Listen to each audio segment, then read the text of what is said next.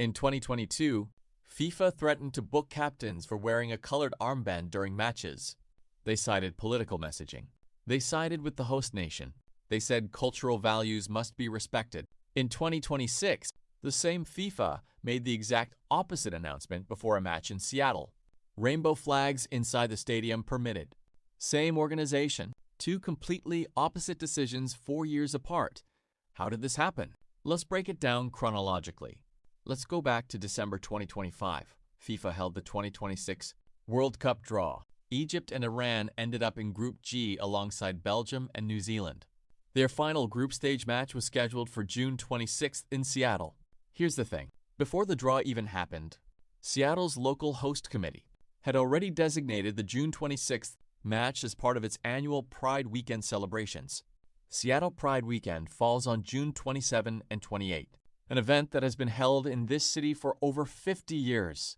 When the draw results came in, it turned out that match would be played between Egypt and Iran, two Muslim-majority countries where legal consequences for LGBTQ individuals exist in Iran. Cases involving imprisonment and more severe punishments have been documented. In Egypt, LGBTQ individuals face legal and social pressure. A coincidental scheduling quirk ignited an international controversy that lasted for months. Egypt's official position. Right after the draw, Egypt's Football Association sent a formal letter to FIFA Secretary General Matthias Grafström. The letter stated that any LGBTQ-themed activities during the match were categorically rejected. The federation stated that such events conflicted with their cultural and religious values. This was not a casual complaint. This was an official diplomatic letter from a national football federation to FIFA's top administration. Iran's official position. Iran's Football Federation President Mehdi Taj described Seattle's Pride match designation as an irrational move that supports a certain group and filed a formal appeal with FIFA to have the designation removed. Then, just 1 day before the match, Iran submitted a written request to FIFA asking that LGBTQ symbols and activities be prohibited both inside and around the stadium. FIFA official position. FIFA rejected both requests and released the following statement. The FIFA World Cup 2026 is an inclusive event that welcomes people from all backgrounds. Rainbow flags and other flags representing sexual orientation and gender identity are permitted under the FIFA World Cup 2026 Stadium Code of Conduct. Clear, direct, no compromise. FIFA also announced at the pre-match press conference that questions related to the Pride match controversy would be directed at the Egyptian or Iranian players. The 2026 World Cup was supposed to be the biggest celebration football has ever staged. 48 teams, 3 host nations, a tournament built to bring the world together. But now, with the group stage in its final week, 2 competing federations have publicly clashed with FIFA over a single match, and the governing body has just made its position clear. Picture this, a routine Group G fixture, scheduled months in advance, assigned almost at random when the draw finally placed 2 specific nations into the same city on the same date.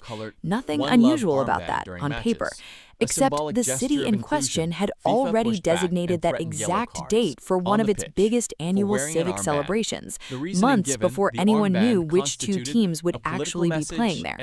And the 2 teams that ended up drawn into that fixture both formally objected, repeatedly, right up until kickoff. So what's really happening here? And why did FIFA ultimately side against both federations? Let's break it down. Start with the background, because the sequence of events matters enormously to understanding how this situation actually unfolded. Long before the World Cup draw took place, Seattle's local organizing committee had already designated June 26th as a special date tied to the city's annual Pride celebrations, an event with a history stretching back more than 50 years in the city.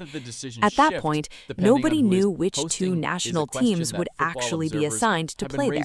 The official World Cup draw happened months later, and when it concluded, Group G's 3rd fixture placed Iran against Egypt at Lumen Field in Seattle on that exact date, while their group rivals Belgium and New Zealand were scheduled to play the same day in nearby Vancouver instead. Almost immediately after the draw, both the Egyptian Football Association and the Football Federation of the Islamic Republic of Iran objected. Egypt's federation sent a formal letter to FIFA's Secretary General, stating it categorically rejects any initiatives related to supporting homosexuality during the fixture, and describing such activities as contradicting the cultural, religious, and social values of the region.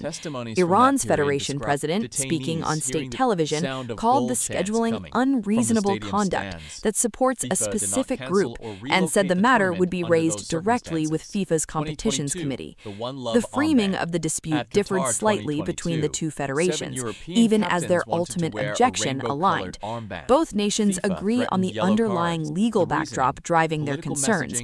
In Iran, consensual same-sex activity can be punished by flogging, imprisonment, or in some cases, execution. In Egypt, there's no single law explicitly criminalizing homosexuality, but morality statutes have been used for years to prosecute LGBTQ+ individuals, and rights groups have documented arrests linked to public displays of rainbow imagery in the past. This matters because it placed FIFA 2026, the Seattle Pride match. And tonight, in Seattle, the same FIFA that threatened yellow cards for an armband in 2022 is now permitting rainbow flags inside the stadium in 2026. This time, the host nation's cultural context points in the opposite direction. Whether these decisions share a consistent principle or whether they are shaped by circumstance each time is a question that has been debated in football circles for decades, and there is still no clear answer. While all of this was unfolding off the pitch, the players themselves still had to take the field.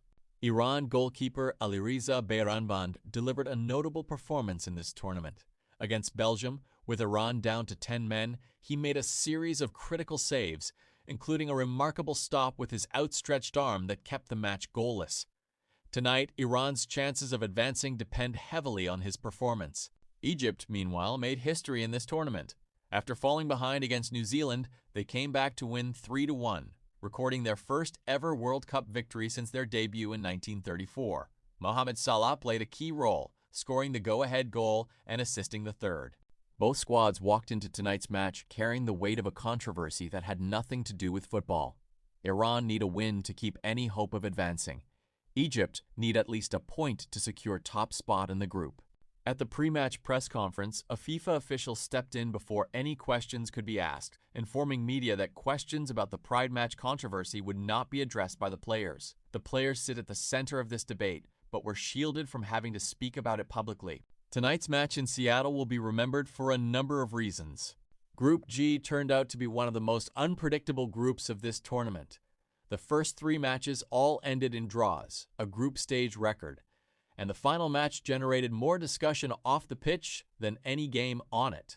The contrast between FIFA's 2022 and 2026 decisions has opened up a broader conversation about how decisions are made in world football. The question of whether an organization's stance changes depending on who is hosting has been discussed throughout this tournament, not just by fans but by journalists, former players, and football administrators. Leave your thoughts in the comments. I'll be covering this tournament every week. Subscribe if you want to follow along.